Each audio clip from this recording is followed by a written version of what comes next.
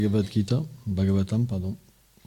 Chapitre 1, 17e, chant 1, 17e chapitre, verset 29.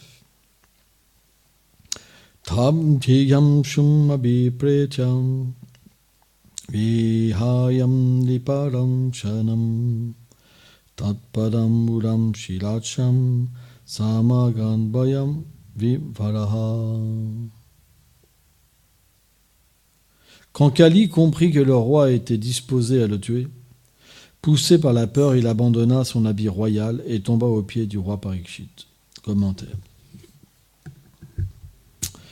Srila Vishvacharya Thakur cite les pensées de Kali. Il n'est pas possible pour moi de me battre avec lui. Un guerrier ne peut se rendre. Par conséquent, je vais abandonner mes habits de roi et je vais tomber à ses pieds. Un Kshatriya ne se rend jamais à l'ennemi. Il doit relever obligatoirement un défi, même s'il doit mourir. Or, Kali n'était roi que par son déguisement. Son habit, lorsqu'il réalisa la puissance d'un véritable roi comme Parikshit, il délaissa son habit et s'abandonna à lui pour avoir la vie sauve.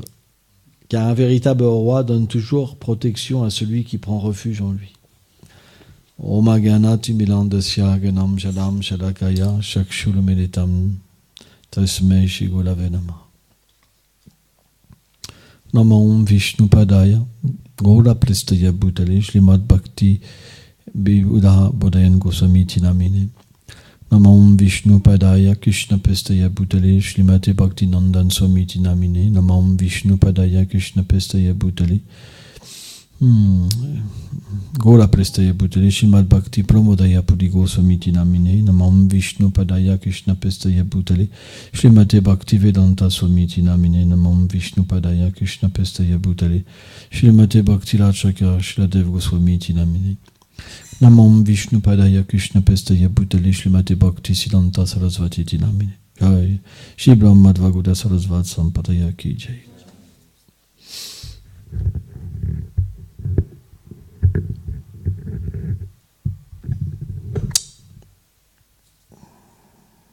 Parfois, on peut prendre une apparence de Vaishnav, faire croire aux êtres vivants qu'on est un pur dévot, et faire toutes sortes de politiques pour essayer de devenir quelqu'un de renommé. Et dans le même ordre d'idée, Kali, en fait, s'était infiltré de cette manière dans le royaume de Parikshit, en frappant une vache, un taureau aux pattes, et en se déguisant en roi. De la même manière, on peut entrer, se déguiser en sannyasi et faire la même chose, finalement. Mais de la même manière que Parikshit Maharaj, quand il est apparu devant Kali, il a réalisé la puissance d'un véritable roi. Parce qu'un véritable roi est un représentant du Seigneur et automatiquement il est une puissance du Seigneur suprême. Là où un véritable roi gouverne, il n'y a plus de peur dans le royaume, il n'y a plus de tristesse, il n'y a même plus de vieillesse. Les céréales poussent tout seuls et les gens, simplement, ils sont dans la félicité. C'est pas ordinaire. Quand le Seigneur Ramachandra était sur la terre, il n'y avait même plus de vieillesse.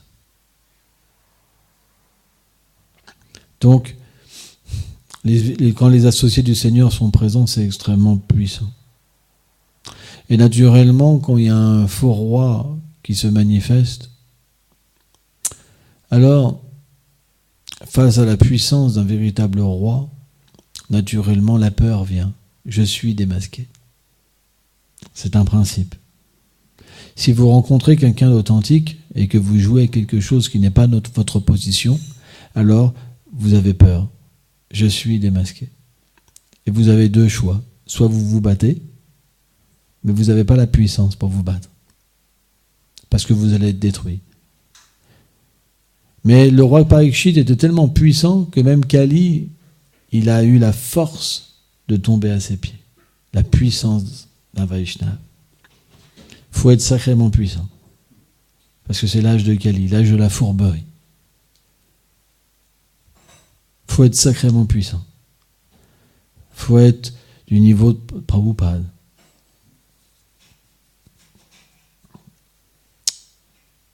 Et dans l'âge de Kali, naturellement, il y a des usurpateurs. Des gens qui se font passer pour des purs dévots, mais qui ne sont pas encore des purs dévots. On doit être honnête. Sans ça, ça perturbe tout le monde. Le principe d'un pur dévot, c'est qu'il voit des fautes en lui et il voit des qualités chez les autres. Il harmonise de cette manière-là. Ou alors, il peut aussi avoir un rôle comme Parikshit Maharaj et aussi enlever de son royaume toutes les impuretés. Mais ça, c'est les kshatriyas. C'est le rôle d'un kshatriya. Et on voit naturellement l'âge de Kali personnifié. Vishvacharita Thakur révèle, et c'est très intéressant, c'est que quand il avait un habit de roi, il était obligé de réciproquer au défi de Parikshit Maharaj. Mais quand il a vu la puissance de Parikshit Maharaj, il a réalisé qu'il n'était pas un kshatriya. Il a enlevé son habit et il est tombé à ses pieds. Et de cette manière-là, l'harmonie peut revenir. C'est pour ça que parfois les Vaishnavas puissants peuvent aussi prendre le rôle de kshatriya quelque part. Avec l'histoire du roi Vena, c'est prouvé. Vena était tellement mauvais qu'il voulait détruire toute la société védique, la culture védique. Donc comme il n'y avait personne qui pouvait s'opposer à Vena, les sages eux-mêmes ont tué Vena. Donc ils ont pris ce rôle parce que parfois un sage, il doit assurer cette position pour rétablir l'ordre. C'est intéressant. C'est pourquoi parfois on peut assister à des querelles entre Vaishnavas.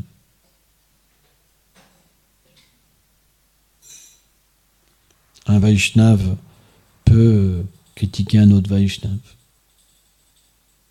Mais on ne doit pas prendre parti. C'est important. Srila Bhaktiprabhupada Puri Maharaj explique que si on prend parti d'un Vaishnava pour en critiquer un autre, alors on sera détruit. Quelle est la base de notre vie? Srila Prabhupada Bhaktivedanta nous a dit, le mouvement de Sankirtan, c'est simplement danser, chanter et festoyer. C'est pour ça qu'il faut que vous appreniez à danser, à être joyeux. Parce que vous êtes un dévot du Seigneur. Un matérialiste, son droit, c'est de faire la tête. Parce qu'il cherche la gratification des sens, il n'arrive pas à la trouver. Mais un dévot du Seigneur, il est heureux pour son Seigneur. C'est votre devoir de sourire, c'est votre devoir de danser, de lever les bras. On ne veut pas voir de dévots avec les bras croisés devant le Mangalarti, comme des poireaux, et des courgettes, et des navets. Non, je ne sourirai pas. On dirait un défi de rap devant le Seigneur. Il y en a qui sourient, mais il y en a qui sont experts là-dedans. Je ne les vois jamais danser, ni sourire. Mais est-ce qu'ils sont heureux comme ça? Shilalupa Goswami, dans Bhakti Rasamrita Sindhu, il dit simplement de frapper des mains devant les déités. Les corbeaux, les activités pécheresses partent. Essayez de devenir des dévots. Essayez de vivre pour le plaisir du Seigneur suprême, au lieu de simplement vivre pour vous. Quand il n'y a pas de danse, quand il n'y a pas de joie, c'est que vous vivez pour vous. Quand vous vivez pour le Seigneur, la joie s'illuminera dans votre cœur et la danse viendra.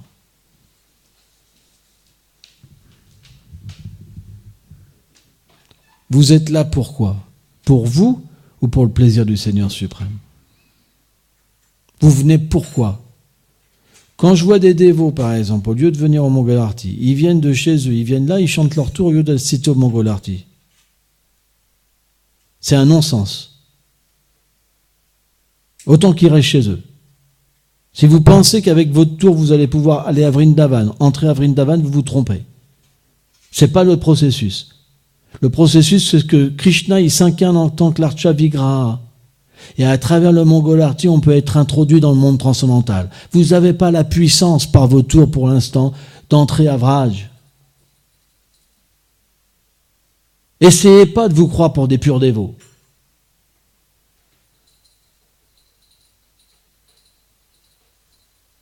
C'est de la tricherie, de la tromperie. Nos acharyas nous ont demandé assister au Mangalarti, danser au Mangalarti, chanter. Et là, vous trouverez la vraie voie. Les choses vous seront révélées dans votre cœur. Parce que vous serez un dévot reconnu du Seigneur suprême. N'oubliez jamais que la déité, elle vient manifester le monde transcendantal et ses activités. On n'adore pas des poupées. Attention.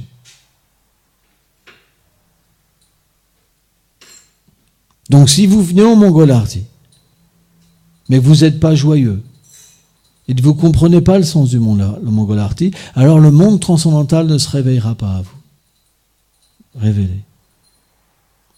Mais par contre, si vous comprenez que vous êtes un objet de plaisir du Seigneur suprême, Krishna vous fera une miséricorde. Vous allez goûter la joie.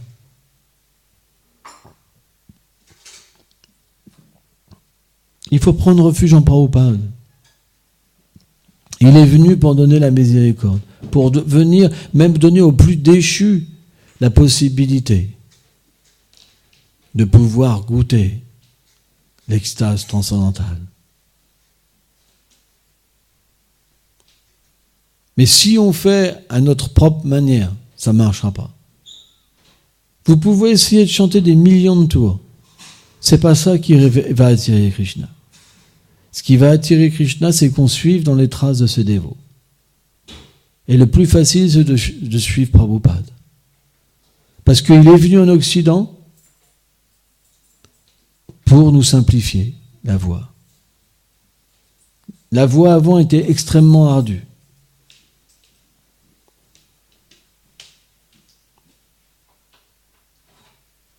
Mais par sa miséricorde, il a eu une miséricorde spéciale, alors c'est très simple d'accéder à la miséricorde. C'est pourquoi on ne doit pas venir seul, on doit avoir une méditation, on doit prier Prabhupada. Et par sa miséricorde, alors, comme un intermédiaire transparent, alors on pourra voir. Tout le monde a une relation avec Prabhupada, plus qu'avec les autres. Plus encore.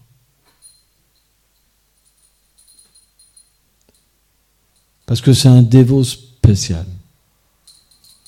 Qu'on le reconnaisse ou qu'on ne le reconnaisse pas, on s'en fout.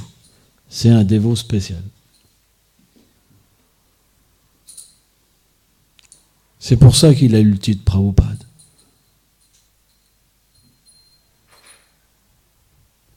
Parce qu'il est spécial. Il est notre Prabhupada, à nous. Parce qu'on a tout reçu de lui. Même les bonnes carottes. Moi, quand je mange les carottes, en me souvenant de Prabhupada, elles sont tellement extatiques, ces carottes, alors que c'est interdit partout. Parce que Krishna les mange avec tellement d'extase. Mon dévot, il a accepté les carottes. Ah. Il se souvient de Prabhupada. Parce que dans tous les temples, sauf là où on adore Prabhupada, Bhaktivedanta, on mange les carottes, les autres non. Donc là où on offre les carottes à Krishna, Krishna se souvient de Prabhupada, mon dévot, mon cher dévot.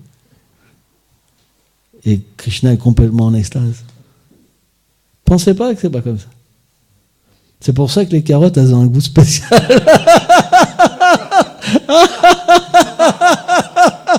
Partout c'est interdit les carottes. Sauf là où on met Prabhupada au centre. Et quand vous souffrez les carottes, il y a un délice spécial, un nectar spécial. Tu dis, waouh, c'est incroyable, le bliss. Le pur bliss.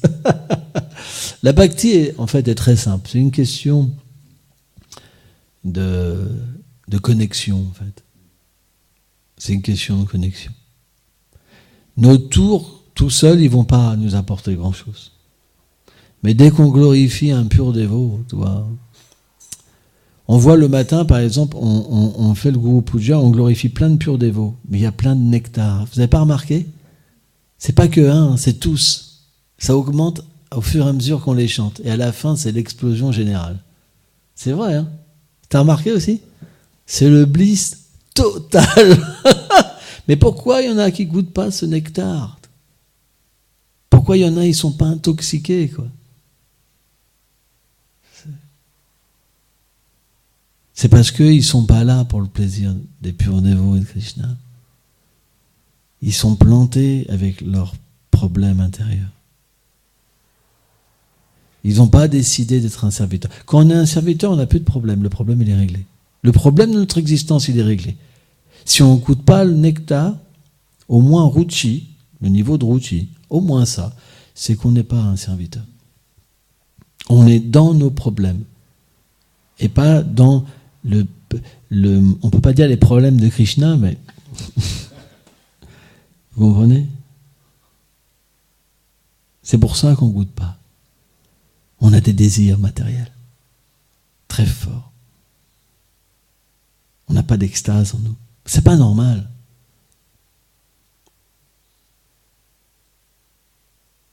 C'est pour ça que apprenez à chanter, à danser. Si vous dansez, vos problèmes seront résolus. Qu'est-ce qu'il y a de difficile de lever les mains et de faire 3 pas en avant, 3 pas en arrière? Gauranga, Jai Prabhupada, c'est pas compliqué.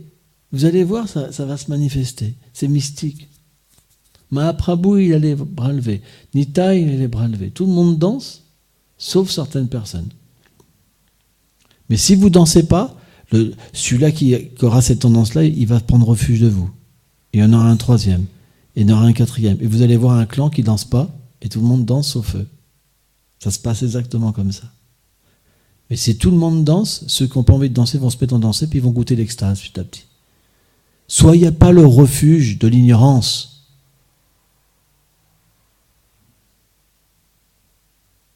Donnez pas l'opportunité aux autres de rester sans goût pour la vie spirituelle. Essayez de danser. Essayez de participer. Sincèrement, sans faire un show.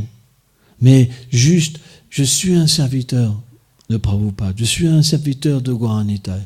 Je suis un serviteur de Nanda Shuddha Gopal, de Radha et Krishna, de Nishinga, de Prahlad, de la Guru Parampara. Vous comprenez? Sentez-vous un serviteur. À ce moment-là, l'expérience que vous aurez, elle sera différente. Et petit à petit, elle aura une répercussion sur votre chant. Mais prenons un exemple, soyons sincères. Analysons le chant tout seul, et quand on est entre bhaktas en train de chanter en extase, est-ce que c'est la même chose? Ceux qui dansent jamais, ils ne savent pas. Mais quand vous êtes avec des bhaktas et vous dansez, qu'il y a l'extase, est-ce qu'il y a le même goût dans le chant? Pourtant, il devrait avoir le même goût. Si vous chantez et dansez tout le temps, à un moment, le goût viendra dans le chant. Cette félicité viendra. Parce que à ce moment-là, vous profiterez de l'association du souvenir d'être avec les dévots de l'expérience spirituelle. Il y en a qui osent dire que, en fait, on peut être au même niveau au temple que dans une maison. Oui, ça dépend des vies passées. Si vous étiez un pur dévot, il n'y a pas de problème. Mais si vous venez dans un temple où il y a des bhaktas qui dansent en extase, c'est pas possible. Vous ne pouvez pas avoir cette félicité spéciale. C'est pas possible. Parce que quand les bhaktas, ils dansent pas pour faire un show. Ils dansent parce qu'il y a l'extase à l'intérieur. Parce que Krishna danse à l'intérieur d'eux-mêmes. L'amour de Dieu danse. C'est complètement différent comme situation. Notre philosophie, c'est l'association. Si vous êtes tout seul dans une maison à la campagne, mais vous avez des problèmes, vous allez vous associer avec vos problèmes.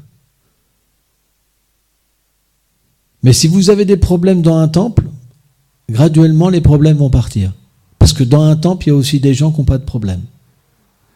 C'est pour ça que l'association dans un temple, c'est supérieur que dans une maison où il n'y a que des problèmes. Parfois, les hypocrites, je dis bien les hypocrites, qui sont envieux parce qu'ils sont malheureux, ils ne développent pas de goût, ils s'en prennent à une personne ou deux isolée dans un temple pour dire que regarde la tête qu'ils ont, ils n'ont pas de goût.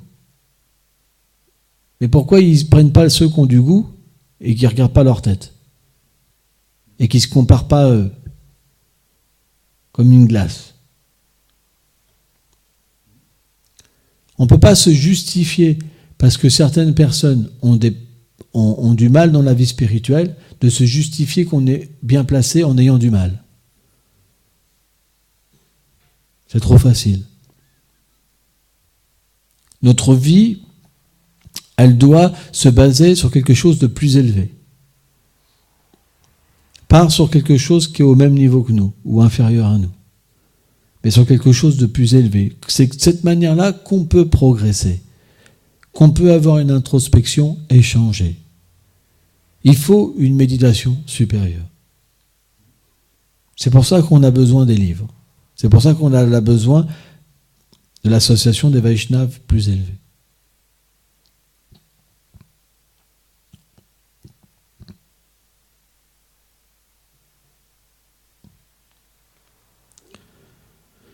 La vie spirituelle est tellement simple.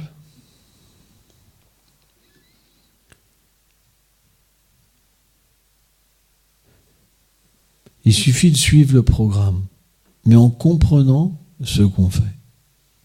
Il faut de la conscience. Le piège, c'est de faire les choses sans conscience. Vous avez par exemple, je vais prendre un exemple. C'est pas autorisé, mais je vais prendre un exemple. J'ai un chien. Je fais avec un chien au Mangolarti. Après, je vais au chien au Guru Puja. Non, Tulasi Puja. Après l'ouverture des mortis.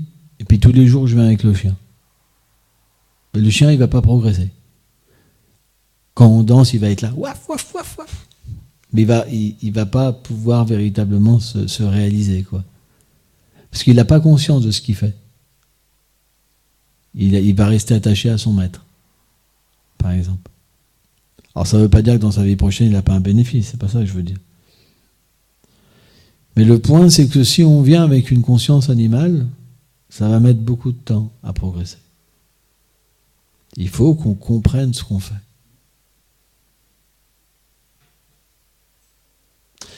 C'est pour ça qu'il faut prendre du temps dans la journée pour analyser notre journée. Sans ça, les jours vont passer et il y aura peu de progrès spirituel.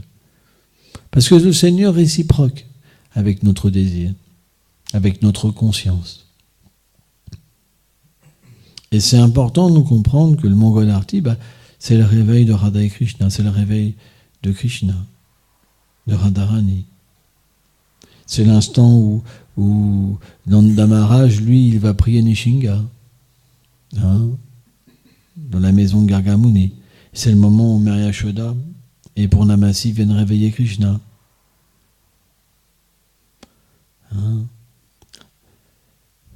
Donc, on doit véritablement avoir cette méditation. Prabhupada, il a chanté par exemple ce chant le matin, Vibhavali Shesha. C'est tellement beau. Parce que c'est un chant qui donne du plaisir au Seigneur.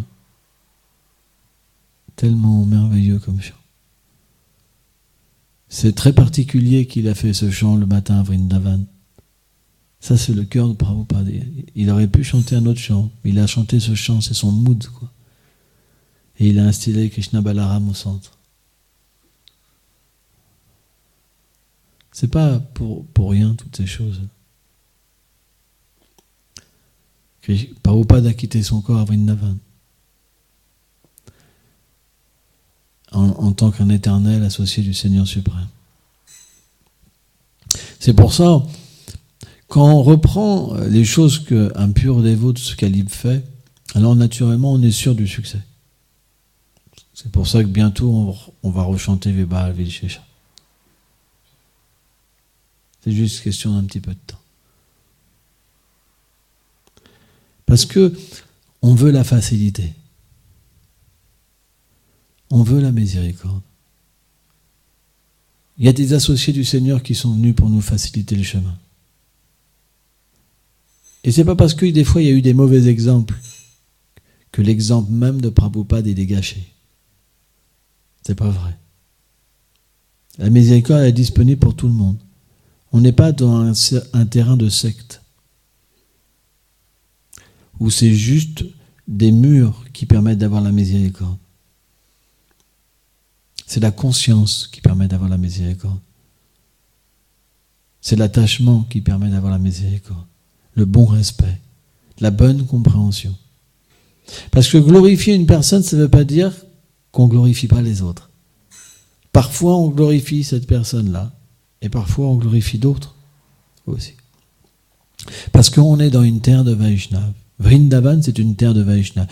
La logique, c'est que si vous adorez bien une personne, vous découvrez plein de personnes. Alors, c'est bizarre, parce qu'il y en a qui adorent qu'une personne, mais il n'y a jamais d'autres personnes qu'ils ont révélées. C'est étrange, quand même. C'est bizarre, quand même. Vous comprenez ça? Automatiquement, si on adore bien une personne, on découvre d'autres personnes. Parce que le monde transcendantal, c'est pas une personne, c'est plein de personnes. Et il y a plein d'associés qui sont venus avec Prabhupada Bhaktisiddhanta. Donc automatiquement, c'est pas un point de vue sectaire d'accepter une personne. Parce qu'on a une préférence. Parce qu'on ressent qu'il y a une miséricorde spéciale. Parce qu'il y a eu un pouvoir spécial. Ça ne veut pas dire qu'on rejette les autres. Mais c'est un droit d'accepter de suivre quelqu'un. C'est un droit. Qui peut s'opposer à ça? Est-ce qu'on n'a pas de liberté? Si on n'a pas de liberté, c'est qu'il y a un problème. Si quelqu'un nous empêche d'adorer un Vaishnav, c'est qu'il y a un problème. C'est qu'il n'est pas pur. Si quelqu'un n'est pas content qu'on suive les traces d'un Vaishnav, c'est qu'il n'est pas un pur dévot. Et quand on démasque les gens, ça fait une guerre totale. Je me vengerai, je te liquiderai, je m'occuperai de ton cas. C'est la mentalité des démons. C'est pas la mentalité divine. La mentalité divine, c'est qu'on est toujours satisfait que quelqu'un adore un Vaishnav, peu importe, que ça soit moi, que ça soit mon idée. Un Vaishnav n'est pas envieux. Le principe du monde spirituel, c'est que c'est dénué d'envie. Donc parfois, quelqu'un peut avoir un look de Vaishnav et être envieux. Parce qu'on ne suit pas ce qu'il dit. C'est comme ça qu'on démasque quelqu'un qui n'est pas complètement pur. Parce qu'il apprécie simplement sa conduite à lui, et pas la conduite des autres. Et malheureusement, c'est difficile, parce que quand des gens acceptent quelqu'un comme un pur dévot, tous les gens suivent comme des brebis, sans savoir qui est qui, en fait. On a vu dans le passé des Vaishnavas tomber. Tout le monde pensait que c'était des purs dévots. Un pur dévot, il ne dit jamais qu'il est un pur dévot. Parce qu'il ne se sent pas un pur dévot. Quand les gens commencent à vous dire qu'ils sont des purs dévots, c'est qu'il y a un problème. Qu'ils font jamais d'erreur, c'est qu'il y a un problème. Et que les autres font que des erreurs, c'est un problème.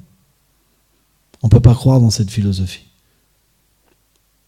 C'est pourquoi notre voie, ça devrait être l'humilité. Les Vaishnavas qualifiés devraient nous enseigner l'humilité. Parce que sans ça, qu'est-ce qu'on va suivre? Mon gourou, c'est le meilleur. Il fait jamais de fautes, mais les autres, ils font plein de fautes. Vous allez ouvrir n'importe quel livre, vous dire, ah là, il y a une faute, là, il y a une faute, là, il y a une faute. Je peux dire que mon gourou, parce qu'il n'y a pas de faute. Les autres, ils n'ont que des fautes. Vous amenez une telle guerre. C'est la destruction totale. C'est pour ça le devoir des Vaishnavas, c'est de nous enseigner l'humilité. Moi, j'ai rencontré Srila Bhakti Pramod Puri Goswami Maharaj. Je m'en rappelle un jour à Vrindavan. Il y avait plein de Vaishnavas aînés, plein de sannyasis. Ils l'ont amené sur une chaise, ils l'ont mis sur un Vyasasana. Avec le Bhagavatam, Gurudev, il s'est mis à pleurer, comme un enfant. Ça, c'est un Vaishnava. Il s'est pas dit, moi, je fais pas de fautes et les autres, ils font que des fautes. Il me dit, parce que il a dit, parce que je suis vieux, vous me forcez, vous m'avez mis sur le siège. Mais je suis le moins qualifié. Il s'est mis à pleurer. Tout le monde pleurait. C'est tellement beau. C'est ça qu'on a besoin, de tels Vaishnavas. Et pas des gens juste un but de pouvoir, quoi, qu'enseignent à leurs disciples la guerre. On a besoin d'amour, on a besoin de paix. C'est tellement important.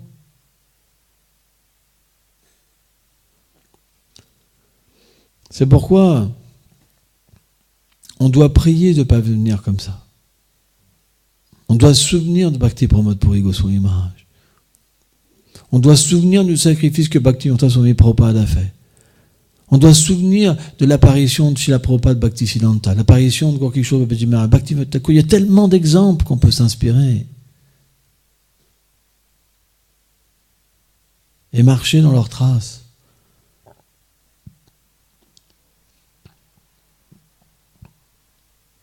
On veut un temps d'abondance, pas de misère. On a eu assez de misère comme ça. Il y en a marre de toute cette politique.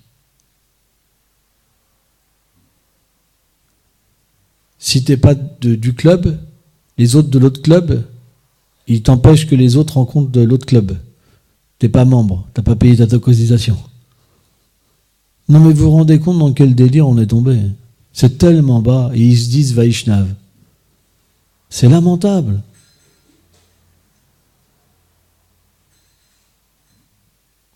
Comment vous voulez que les gens nous croient? Ils rigolent, ils se marrent, quoi.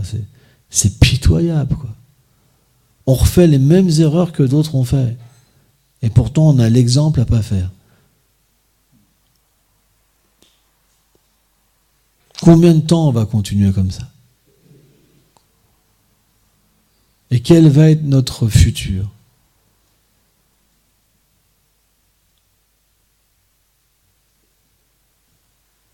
C'est une question et une méditation que je vous laisse pour la journée. Quel va être notre futur? C'est pas évident. Parce que si on nous attaque comme ça, si on n'est pas pur, qu'est-ce qu'on fait? On se défend. On ne peut pas s'en sortir. Ça viendra nous prendre la politique et nous enlever la possibilité de développer l'amour. C'est tellement cruel, la politique. C'est ignoble, c'est à vomir. Terrible.